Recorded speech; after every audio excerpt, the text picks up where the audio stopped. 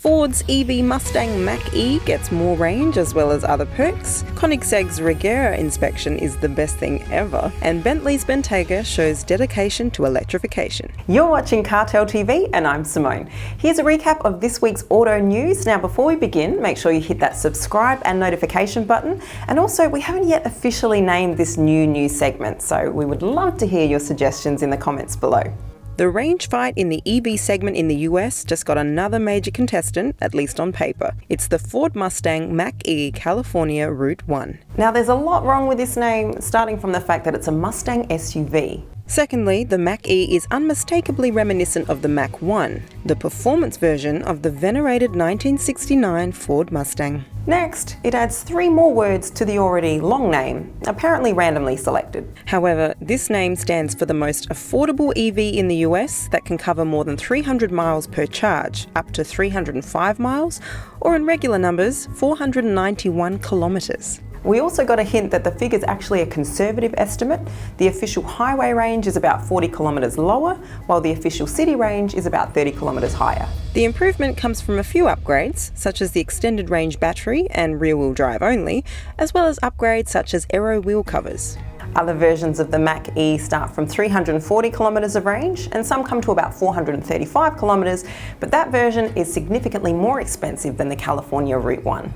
In the US, the longest running version costs just under $50,000, so it's not going to be cheap, but it's also not the most expensive version, as some premium, first edition and GT versions actually command a higher price. Range anxiety is still a pretty big issue for potential EV buyers, so pushing the boundaries while dropping the prices is very good for the industry. Speaking of which, Motion R Design created a series of upgrades to the Mach-E that make it look damn awesome. The car in their version gets carbon fibre exterior additions such as a new grille that significantly changes the way the front looks. Large intakes further add to the aggression, as do fender flares, side skirts and rear spoiler and diffuser. Quantum 44 adds Q44 flow-forged wheels to the mix for the completed exterior product. Sure. We welcome the new EV era and we already enjoy many of its cars, but it seems we still love the design directions of the old beasts. Now for a change in pace. If you are among the lucky ones that get to own the new Koenigsegg Regera, you'll be pleased to know it gets to 300 kilometres per hour really fast. Is that meant to be unusual? I mean, it's a car whose spec sheet reads that it flies from 0 to 400 and back to 0 in just over half a minute, with the help of a hybrid system that consists of 3 YASA electric motors and a 5-litre V8 for the total power of almost 1,120 kilowatts and 2,000 newton meters of torque. Oh, and that wonderful direct drive transmission. So, you know, we do expect it to reach 300 really quickly. But what makes the Regera special is that its last inspection before each delivery includes a 0 to 300 time-tested run. Surely, inspecting the Regera has to be one of the most interesting jobs in the world. However, if you haven't ordered one yet, you will probably have to wait for a long time and pay more than its current asking price of almost $2 million US. Only 80 are made and they're all already reserved. Now for some extreme plush. Bentley is moving to electrifying its range, so the wonderful Bentayga facelift gets a hybrid version.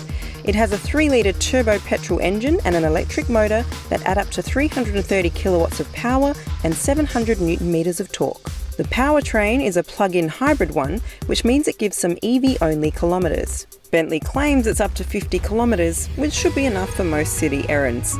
Now, Bentley did not just randomly select this EV range. The information they collected from the previous Bentayga hybrid showed that almost all of the owners of these cars use EV mode every time they drive. As well as the fact 50% of them drive for less than 50 kilometres. The 17.3 kilowatt-hour battery takes about 150 minutes to charge fully.